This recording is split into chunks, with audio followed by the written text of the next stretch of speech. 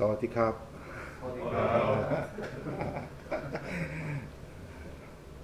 한국 분들은 이렇게 합장을 하면은 불교 진장가 생각하는데, 예, 동남아의 대부분 이제 나라들이 불교 국가고, 그다음에 문화가 그렇게 인사하는 문화가 발달이 되어 있습니다. 그래서 너무 그렇게 깊이 생각하실 필요는 없을 것 같습니다. 예.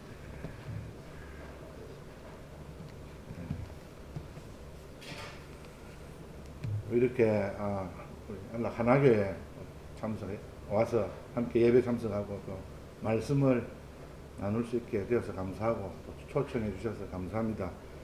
요즘 선교사들이 안식년 들어와가지고 갈 데가 없어가지고 예, 그렇다고 농담 삼아 이야기합니다만은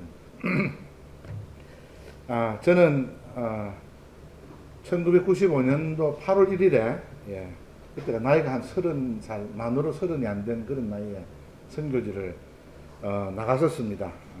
그렇게 지금 한 26년 지났습니다. 저희의 모든 청춘을 거기서 다 보내고 그렇게 했습니다. 저희들이 선교지 나갈 때는 교회를 기초로 한 뭐 제자를 삼는 그런 이제 예, 비전을 가지고 선교 사역을 시작을 했습니다. 예. 사실은 제가 처음부터 선교사가 되려고 그렇게 생각했던 것은 아니었습니다. 처음에 선교사 비전보다는 신학 공부를 좀 많이 하고 싶다 뭐 이런 생각들이 참 많이 있었습니다. 많이 있었는데 그래서 저는 뭐 선교에 대해서도 잘 몰랐고 특별히 이제 그 선교사가 되려면 특별한 믿음이 있어야 되고 특별한 무슨 은사가 있어야 되고 특별한 그 재능이 있어야 된다. 특별한 사람만이 선교사가 될 수 있을 것이다. 그렇게 생각을 했었습니다. 그건 저는 뭐 특별한 믿음도 없고, 예, 특별한 뭐 은사도 없는 것 같고, 뭐 영어도 잘 못하고, 뭐 이래 선교사가 되는 데 대해서는 그렇게 크게 생각을 못했었습니다. 그런데 제가 선교사가 되는데 물론 하나님께서 인도해 주셨지만 두 사람이 저를 선교사 되도록 이렇게 옆에서 이렇게 뭐 조력을 했다기보다도 영향을 주었습니다. 예. 재밌는 것은 그 두 사람은 선교사가 되지 않았습니다. 그 두 사람이 선교사 되려고 준비하고 있었거든요. 열심히 준비하고 한 사람은 성경 번역 선교사가 되려고 준비하고 있었고 다른 한 분은 이제 또 선교지 나가서 교회 개척하고 하려고 준비하고 있었는데 결국 그 두 분은 선교사가 되지 않고 애꿎은 저만 선교사 될 생각이 없는 저만 선교사를 만들어 가지고 한 26년 태국에서 사역하도록 그렇게 만들었습니다. 제가 아주 하고 싶은 말은 그겁니다. 선교사가 되는 제 과정에서 좀 느낀 것이 우리가 예수님 안에서 은혜로 구원을 받았듯이 우리의 사명, 예? 우리의 사역 모든 것이 사실은 하나님의 은혜로 이루어진다 하는 것을 깊이 있게 깨닫게 됐습니다. 특별한 믿음, 물론 우리가 믿음이 있어야 되고 무슨 재능이 있으면 또 더 좋고요. 우리의 소명이 있어야 되지만 그러나 우리의 사명, 우리의 사역, 우리의 모든 것이 사실은 하나님의 은혜로 되어지는 것이다 하는 것들을 깨달았습니다. 그리고 선교를 계속해서 뭐 사역하면서 공부하면서 느낀 것이 사실 선교는 선교사에게만 주어진 사역이 아니고 사실 선교는 교회에 주어진 사명이다. 선교는 교회에 주어진 사명이고 그렇지만 모든 성도들이 다 선교사 나갈 수 없으니까 이렇게 대표해서 하나님께서 부르신 자들이 순종함으로 가서 선교하고 그렇게 하는 것이죠.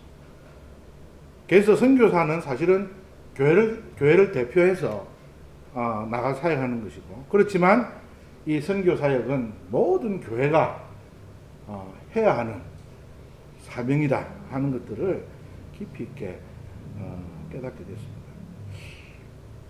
그럼 선교란 무엇일까요? 선교란 무엇일까? 뭐 선교 공부하는 시간은 아니지만 저도 이제 선교 또 공부를 계속하면서 선교가 무엇인가를 계속해서 생각하게 됩니다. 뭐 여러 가지 정의를 내릴 수 있지만 근본적으로 선교란 예수님께서 십자가에 죽으시고 부활하셔서 이루신 전 우주적인 구원과 관련된 것입니다. 전 우주적인 구원. 예수님을 통해서 하나님 우리에게 주신 구원은 그냥 한 개인이 그냥 예수 믿고 천국 간다는 것에 끝나는 것이 아니라 사실은 전 우주적인 구원이라는 거죠. 그래서 사실은 굉장히 크고 놀라운 그 구원입니다. 하나님의 계획은 예수 그리스도 안에서 하늘에 있는 것이나 땅에 있는 것이 그리스도 안에서 다 회복되고 하나가 되게 하는 것이, 그것이 하나님의 계획입니다. 그래서 에베소서 1장 9절 10절을 보면은 제가 한번 읽어보겠습니다. 그 뜻의 비밀을 우리에게 알게 하셨으니 곧 그 기뻐하심을 따라 그리스도 예수 안에서 때가 찬 경륜을 위하여 예정한 것이니 하늘에 있는 것이나 땅에 있는 것이 다 그리스도 안에서 통일되게 하려 하심이라. 그 뜻의 비밀, 하나님의 비밀이라는 것이 뭐냐? 예수님 안에서 하늘에 있는 것이나 땅에 있는 것이 하나 되고, 회복되고 치유되고, 영광스럽게 되는 그것이 하나님의 뜻이다, 이렇게 말하고 있습니다. 그래서 이 하나님 아버지의 마음을 성취해가는 이런 거대한 역사를 성취해가는 방법은 복음을 전하는 것을 통해서, 잃어버린 영혼을 구하는 것을 통해서 이루어진다. 그것을 성경에서는 사람의 눈에는 어리석고 힘이 없어 보이나 하나님에게는 그것이 지혜요 능력이다. 그래서 이 놀라운 구원을 이루는 방법은 하나님의 방법이다. 사실 저도 26년간 사역을 하면서 느끼는 것은, 저는 한없이 부족하고 저는 한없이 한 영혼 구하는 것에도 능력이 없는데, 그러나 주께서 주의 방법으로 이 일들을 이루어 가시는 것을 보게 됩니다. 설교를 좀 이어가기 전에 우리 영상을 하나 좀 보고 그렇게 계속해서 좀 생각을 해보겠습니다. 영상을 하나 좀 보여주십시오.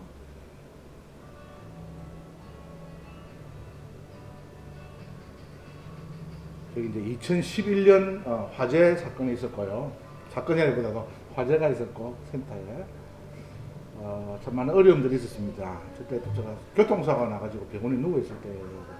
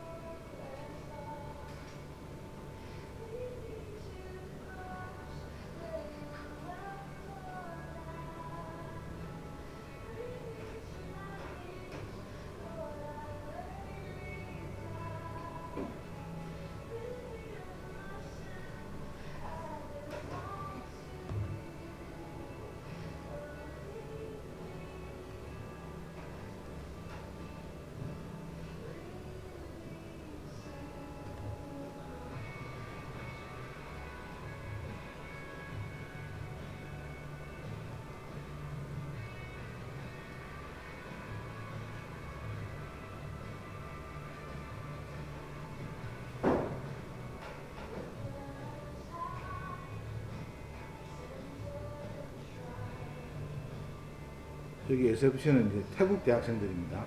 한국 사람들이 아니고.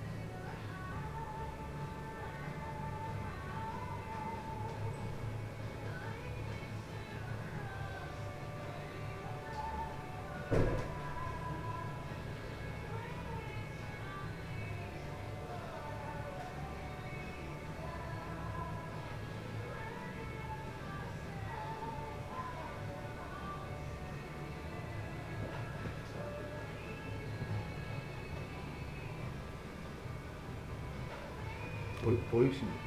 네.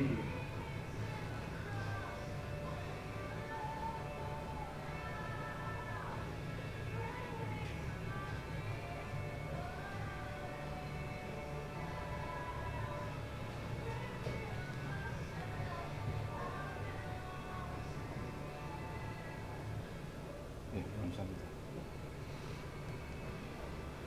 네, 감사합니다.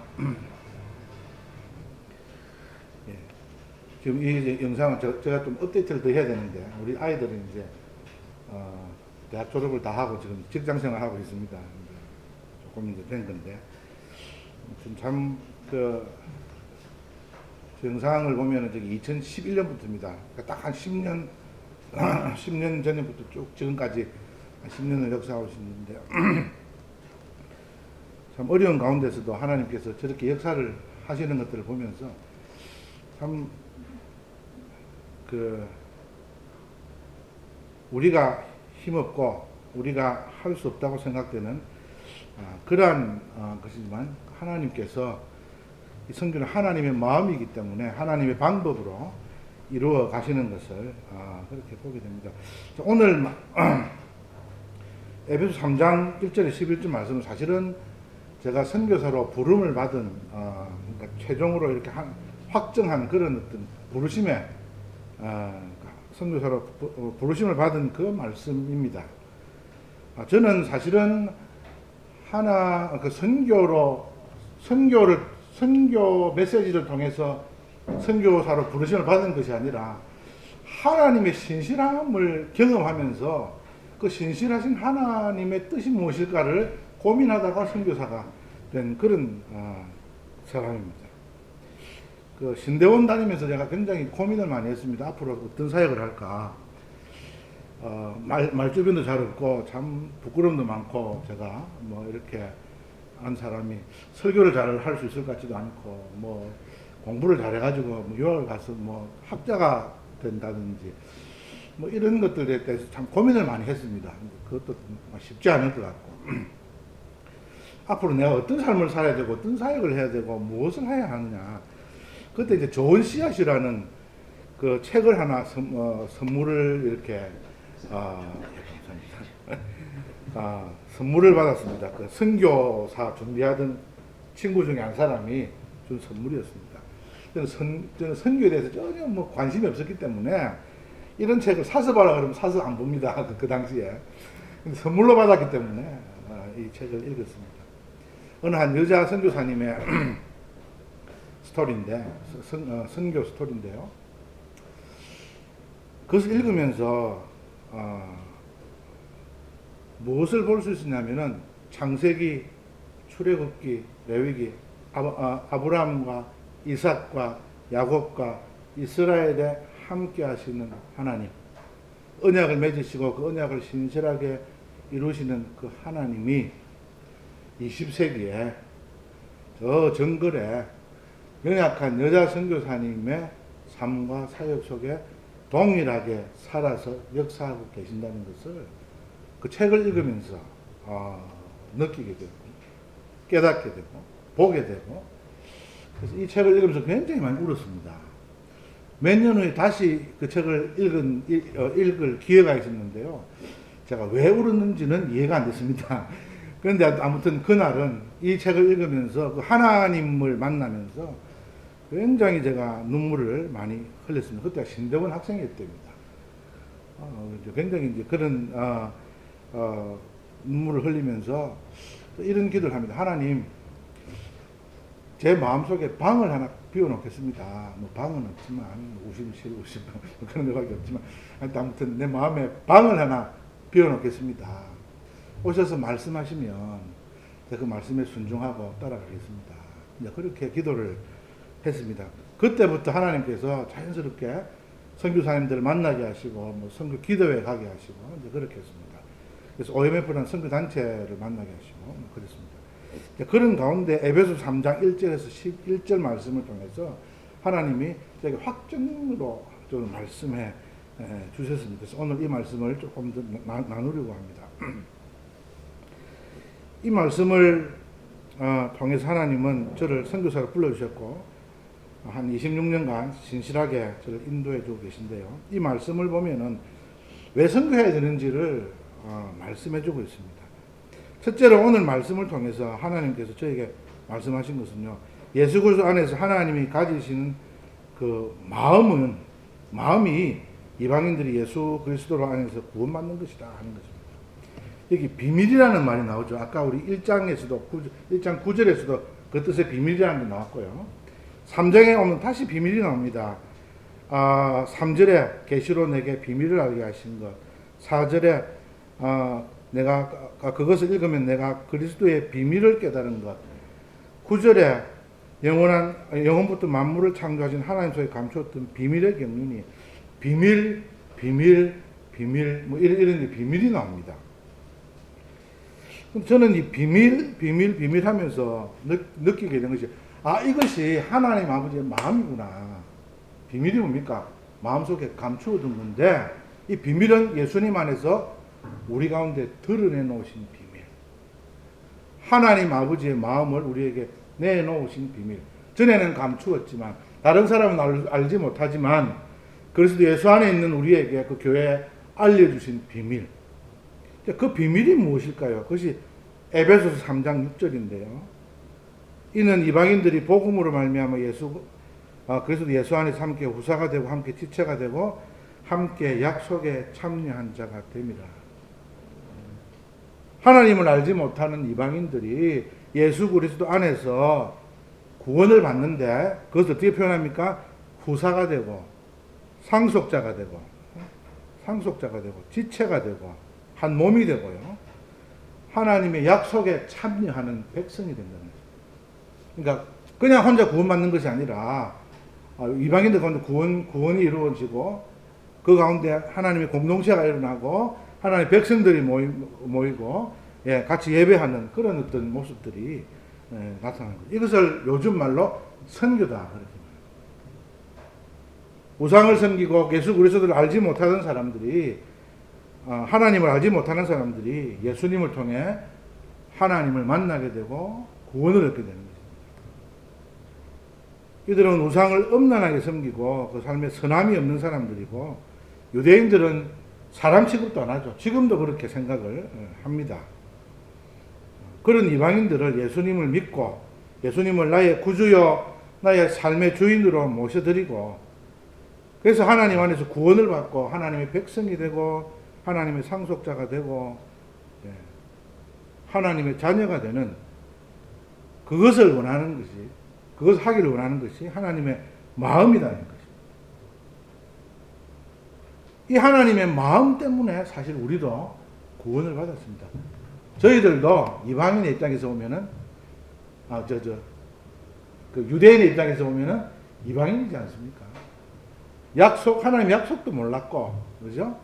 구원 바깥에 있었고, 유대인의 입장에서는 사실은 정말 소망 없는 자들이었는데, 그러나 하나님 아버지의 마음 때문에, 선교사들이 복음을 들고 들어오고, 성경을 번역을 하고, 그래서 우리에게 복음을 전하고, 정말 소망 없는 이 땅이 이렇게, 변화되는 놀라운 역사를 우리가 경험하고 있지 않습니까? 이것이 바로 하나님 아버지의 마음이라는 거죠.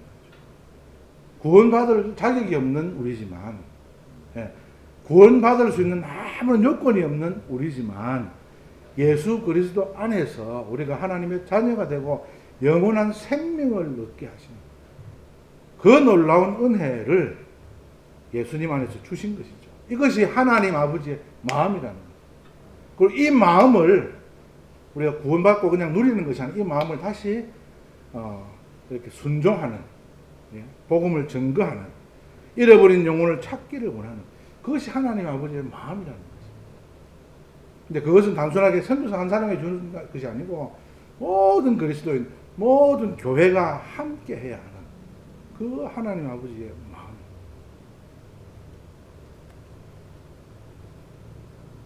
그래서 저는 이 마음을 깨닫고 내가 무엇을 할 것인가 고민을 하다가 고민할 것 없겠다.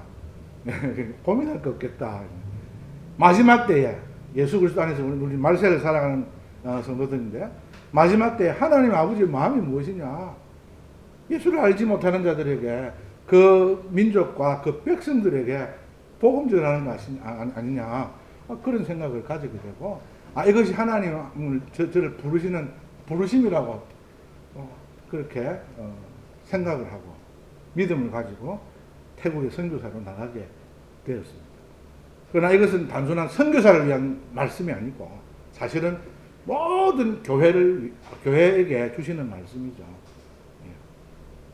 둘째로 하나님께서 원하시는 마음이 뭐냐면 복음을 통해 교회가 없는 곳에 교회를 세우기를 원하시고, 교회를 통해 세상 가운데 하나님의 영광이 드러나는 것이 하나님 아버지의 마음입니다. 이게 3장 9절 10절요. 9절부터 합니다. 영원부터 만물을 창조하신 하나님 소에 감추었던 비밀의 경륜이 없다는 것을 드러내게 하려 하심이라. 이는 이제 교회로 말미암아 하늘에 있는 통치자들과 권세들에게 하나님의 각종 지혜를 알게 하려 하십니다. 하나님은 교회를 통해서 하나님의 영광을 나타내기를 원합니다. 그래서 하나님은 교회들이 또 다른 곳에 교회를 세우기를 원하시고, 선교해서 물론 교회만 세우는 것만 선교가 아니지만 궁극적으로는 하나님의 교회를 세우고 그 하나님의 교회를 통해서 하나님께 영광 돌리기를 원하고, 그 교회를 통해서 하나님의 영광을 사람들이 볼 수 있게 하기를 원하는 것입니다. 그래서 오늘도 보니까 통치자들과 권세들에게 하나님의 각종 지혜를 알게 하시는, 하나님의 지혜를 보기를 원하고 하나님의 영광을 나타내기를 원하시는, 그것이 바로 교회의 사명인 것입니다. 하나님은 그 마음을 갖고 계시고 그 비전을 가지고 계신 것입니다. 그래서 하나님 나라인 공동체인 이 교회가 예수 그리스도의 복음을 전하고 또 이 교회가 하나님의 성품을 따라 살 때 하나님의 영광을 나타내게 되는 것입니다. 여러분 잘 아시죠? 교회라는 것이 이 건물이 아니라는 것을. 그렇죠? 우리가 교회이죠. 우리의 모임이 교회이고, 그렇지만 또 우리가 한 곳에 모여서 로컬 처치, 지역교회로서 이렇게 있기 때문에 건물도 필요하고 장소도 필요하고 여러 가지 시설이 필요한 건데, 궁극적으로는 우리가 교회인 거죠. 그렇죠? 그래서 우리 교회가 하나님의 뜻을 따라, 하나님의 뜻을 따라 순종하고 하나님의 뜻을 따라 살아갈 때, 복음을 전할 때 우리를 통해서 하나님이 영광 나타내십니다.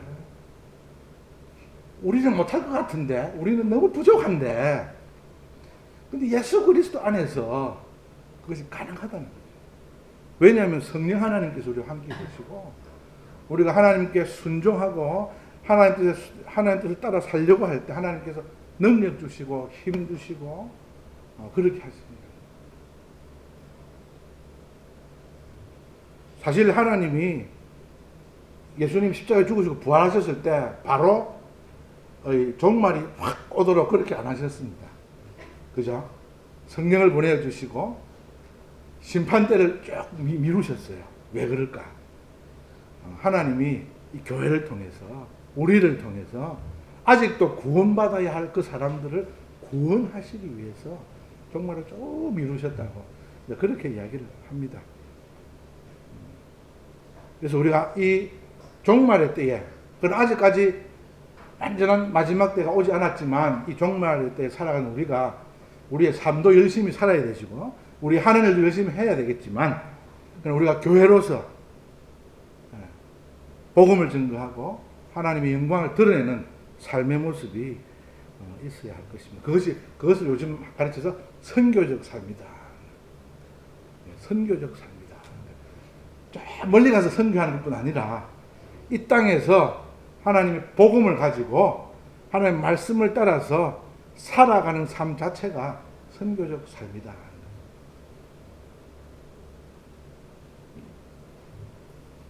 물론 선교사도 파송을 해야 되고 또 선교사도 많이 나가야 됩니다. 요즘 젊은 분들이 선교사가 많이 안 나오고, 요즘 선교지에서 모임을 하고 인사를 하면, 새로운 선교사님들 인사를 하면 다 머리가 허연 분들만 나와서 인사를, 그게 나쁘다는 게 아니고, 정말 이제 하나님 아버지의 마음인 선교에서 사람들이 마음의 문이 닫혀져 있는 그런 모습들을 보면서 참 안타깝게 생각을 합니다. 세 번째로 하나님이 이 선교를 하기를 원하시는데, 이 이방인의 선교를 위해서 사도 바울이 이렇게 말합니다. 3장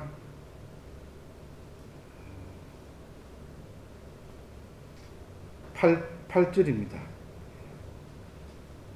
7절부터 읽어보겠습니다. 이 복음을 위하여 그의 능력이 역사하시는 대로 내게 주신 하나님의 은혜의 선물을 따라 내가 일꾼이 되었노라. 모든 성도 중에 지극히 작은 자보다 더 작은 나에게 이 은혜를 주신 것은 청량할 수 없는 그리스도의 풍성함을 이방인에게 전하게 하시고. 사도 바울은 은혜의 선물, 사도됨이 은혜의 선물, 사도라고 하면 선교사라고 말할 수도 있는 거거든요. 당시에 은혜의 선물이다. 은혜의 선물 따라 일꾼이 되었다. 모든 성도 중에 지극히 작은 자보다 더 작은 나에게 은혜를 주셨다. 사실 사도 바울은 자기를 예수님의 원수라고 표현을 했어요. 예수님을 핍박하던 자였고 그리스도인들을 핍박하던 자였어요. 그런 자를 예수님 은혜로 부르셔서 사도를 삼으셨어요. 그래서 이거는 그냥 인사치레가 아니고 자기 정말 나는 자격 없는 자인데 하나님이 은혜로 사도로 세우셨다. 이 말씀을 묵상하면서 저도 똑같이 좀 느꼈어요. 물론 이분하고 저하고는 바울 사도가 저는 비교할 수 없는 대상이지만 이 말씀 묵상하면서 참 하나님의 은혜가 아니면 선교할 수 없음을 참 깨닫게 됩니다. 하나님의 은혜가 아니면 이 사명 감당할 수 없다는 것을 깨닫게 됩니다. 하나님의 은혜가 아니면 그리스도인으로서 살아가는 그 자체가 불가능하다는 것을 깨닫게 됩니다. 하나님의 은혜가 아니면 이 교회가 정말 하나님의 그 영광을 드러내는 일들을 감당할 수 없다는 것을 그렇게 깨닫게 됩니다. 하나님은 교회가 아무 힘이 없어 보이고 우리가 아무것도 아닌 것 같지만 그건 이 교회를 통해서 하나님 영광 받으시기를 또 원하십니다. 어쩌면 어리석어 보이고 어쩌면 이해가 잘 안 될 수도 있고 어쩌면 아무것도 할 수 없는 것 같지만 그런 우리를 통해서 하나님이 영광 받으시기를 원하는데 어떻게 가능할까? 은혜라는 거죠. 하나님의 은혜로, 하나님 주시는 힘으로, 하나님이 주시는 지혜로 가능하다는 거죠. 주의 성령의 능력으로 가능하다는 것입니다.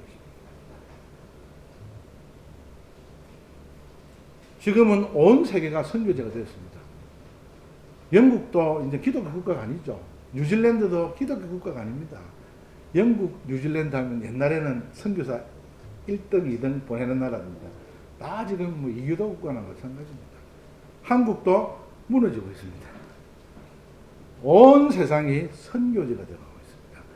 온 세계 교회가 무너져 내려가는 것 같습니다.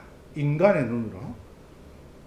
그러나 이제는 모든 나라에서 모든 나라로 선교사가 나가서 사역하는 그런 시절이 오고 있습니다. 오프라인뿐 아니라 온라인으로도 선교하는 그때가 오고 있습니다. 우리나라에도 다문화 가정이 생기고 외국인 근로자들이 얼마나 많습니까? 저도 또 한 달 가까이, 한 달 넘게 태국말로 설교하러 다녔거든요. 태국인 교회가 있어가지고. 제가 헷갈립니다. 태국어로 설교하다가 오늘 또 한국말로 설교하려니까 말이 잘 안 나오는데, 아무튼, 그런 상황이 지금 되어 있습니다. 아프간 사람들이 지금 한국에 막 들어오고 있지 않습니까? 난민들이 들어오고, 외국인 근로자가 들어오고, 다문화 가정이 생기고, 앞으로 한국이 어떻게 변할지 모릅니다. 모든 곳이 선교지이고, 모든 곳에서 복음을 증거해야 되고, 복음이 필요한 자들이 우리 가운데 더 가까이 오고 있는 그런 상황이 되었습니다. 그래서 우리는 아까 말씀드렸듯이 더더욱이 선교적인 삶을 살아야 하고, 정말 복음을 들고, 복음을 증거하고, 복음으로 살아가는 우리의 모습이 되어야 합니다. 힘이 없으시다고요? 부족하다고요? 오늘 말씀 은혜로, 하나님의 은혜로, 나의 힘으로 하는 것이 아니라 하나님의 힘으로, 나의 지혜로 하는 것이 아니라 하나님이 주시는 지혜로, 나의 능력이 아니라 성령의 능력으로 살아갈 때, 특별히 막 전도를 하러 다니지 않더라도 그렇게 살아갈 때, 그러면서 우리의 말과 우리의 삶과 우리의 행동을 통해서 복음이 나타나게 돼요. 자연스럽게 전도하고 증거하고 예수 그리스도의 복음을 나타내는 우리의 모습이 있어야 할 것입니다. 사랑하는 성도 여러분, 하나님께서 우리에게 은혜로 구원을 주셨습니다. 근데 그 구원이 내 혼자 잘 누리고 천국 가는 구원이 아니고, 그 구원은 또 다른 잃어버린 자들을, 영혼을 구원하는 사명이 있는 구원입니다. 하나님은 우리를 택하시고 구원하셨는데, 성경을 잘 읽어보면 이 택하시고 구원하는 것을 통해서 다른 영혼을 구원하기를 원하십니다. 하나님의 백성을 세우시고 교회를 통해서 잃어버린 영혼들을 다시 구원하고 그들을 다시 주의 그 생명 안으로, 예수 그리스도의 생명 가운데로 이렇게 데려오기를 원합니다. 지금 코로나19로 인해서 많이 어려운 가운데 있습니다. 저는 요즘 가만히 묵상하면 하나님이 중간 점검하고 계신다, 이런 생각이 참 들 때가 많이 있습니다. 상황은 어렵고 답답할 수 있습니다. 지금 교회가 3,000개가 문을 닫았다, 뭐 여러 가지 안 좋은 이야기들이 많이 있습니다. 교회를 닫았다가 2주 만에 문을 여니까 뭐 한 20명이 안 보이더라, 뭐 이런 이야기도 있고 다양한 이야기들이 있습니다. 근데 어쩌면 지금 하나님이 한번 이렇게 싹 걸으시는 것 같아요. 그러면서 정말 내가 누구인지, 교회가 무엇인지, 우리가 어떻게 살아야 할지, 이 말세의 때를 우리가 어떻게 감당해 나가야 할지, 우리가 어떻게 승리하는 삶을 살아야 할지를 다시 한번 생각하게 하는 그런 때가 아닌가 생각을 합니다. 사랑하는 성도 여러분, 저는 선교사로 26년을 살면서 사역하면서 느끼는 것이 주의 은혜가 아니면 안 된다는 것입니다. 아무리 환경이 뭐 이렇더라도 두려워하지 않습니다. 저 열심히 다닙니다. 물론 뭐 마음대로 다니는 건 아니지만 사역도 하고 막 다닙니다. 조심합니다. 그러나 이 상황을 두려워하는 것이 아니라 정말 이 상황 가운데서도 내가 우리의 마음의 중심이 어떠해야 하며, 우리가 무엇을 위해 살아야 하며, 우리가 어떻게 살아야 할지를 다시 한번 생각하게 되는 것입니다. 그래서 열심히 또 태국 영혼들을 찾아가서 설교하고 그렇게 했던 것입니다. 이 어려운 상황 가운데 우리 하나교회 모든 성도님들도 승리하는 삶을 살 수 있기를 바랍니다. 두려워하는 마음이 아니라 정말 예수 그리스도의 그 은혜와 그 사랑과 그 축복을 누릴 수 있기를 바랍니다. 그리고 이 교회를 통해서, 이 어려운 상황이지만 이 교회를 통해서 하나님의 영광이 나타날 수 있기를 바랍니다. 이 교회를 통해서 하나님의 선교가 이루어져 나가기를 바랍니다. 먼데 있는 우리 선교사들을 위해서도 기도해 주시고 또 이렇게 협력하시고, 또 가까이 있는 이 주변 잃어버린 영혼들을 위해서 기도하고 전도하는 귀한 생명의 사역들을 감당하는 그런 교회가 될 수 있기를 바랍니다. 다 같이 한번 기도하겠습니다. 사랑의 주님, 감사합니다. 우리를 은혜로 불러주시고 참 주님의 은혜로 사명